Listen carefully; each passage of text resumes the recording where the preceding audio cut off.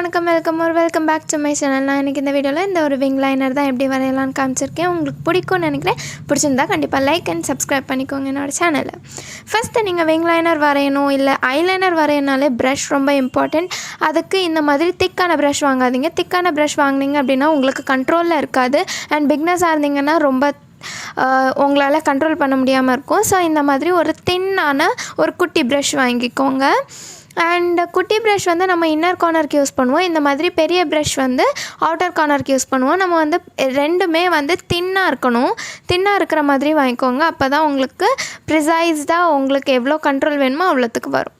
First லாங்கான தின்னான brush எடுத்து உங்கள் லேஷ் லைனை ஒட்டி ஒரு தின்னான ஒரு லைனர் வரைஞ்சிக்கோங்க. இது பேசிக் லைனர் தான்.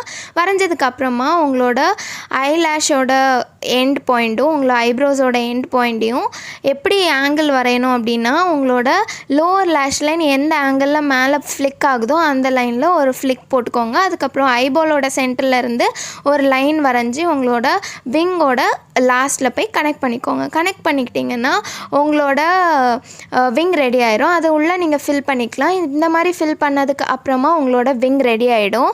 அவுட்டர் விங் ரெடி ஆகிடும். நீங்கள் வெளியே எதுவுமே ஃபில் பண்ணாதீங்க, உள்ளே மட்டும் ஃபில் பண்ணிக்கோங்க. அப்போ உங்களுக்கு பிகினராக இருந்தீங்கன்னா ரொம்ப ஈஸியாக இருக்கும் இந்த மெத்தட்.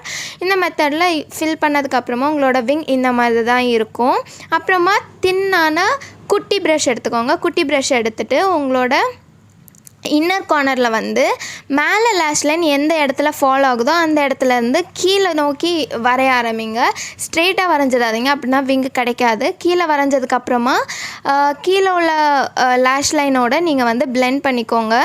பிளெண்ட் பண்ணி ஒரு வி மாதிரி போட்டு பிளெண்ட் பண்ணிக்கோங்க. பிளெண்ட் பண்ணதுக்கப்புறமா உங்களோட மேல் லேஷ் லைனில் உள்ள இன்னர் கார்னரில் லைட்டாக திக் பண்ணிக்கோங்க. அப்போ கொஞ்சம் பிளெண்டடாக தெரியும், இல்லைனா துண்டு துண்டாக தெரியும். ஸோ பிளெண்ட் பண்ணதுக்கப்புறமா கீழ் லேஷ் லைனில் ஒரு காஜல் போட்டுக்கிட்டு எல்லாத்தையும் பிளெண்ட் பண்ணிக்கோங்க. பிளெண்ட் பண்ணிக்கிட்டீங்க அப்படின்னா உங்களோட ஐலைனர் ரெடி ஆகிடும். Inner corner and outer corner eyeliner ready ஆகிடும். ஸோ இதை நான் வந்து இன்னொரு ரீகேப் மாதிரி காமிக்கிறேன். ஃபஸ்ட்டு வந்து சிம்பிளான லைனர் போட்டுக்கோங்க. சிம்பிள் லைனர் போட்டு கிளாசிக் லைனர் போட்டுக்கோங்க. திக்கான லாங் ப்ரஷ் வச்சு கிளாசிக் லைனர் போட்டுட்டு அதுக்கப்புறம் உங்களோட லோவர் லேஷ் லைன் எந்த ஆங்கிளில் மேலே போகுதோ அந்த ஆங்கிளில் ஐப்ரோஸை நோக்கி ஒரு லைன் போட்டுக்கோங்க. ஒரு ஆங்கிள் போட்டுக்கோங்க. அதிலேருந்து ஐபால்லேருந்து ஒரு லைன் எடுத்து இந்த சைடு உள்ள ஆங்கிளில் எண்டில் வரைஞ்சிக்கோங்க. வரைஞ்சிட்டு ஃபில் பண்ணிக்கோங்க.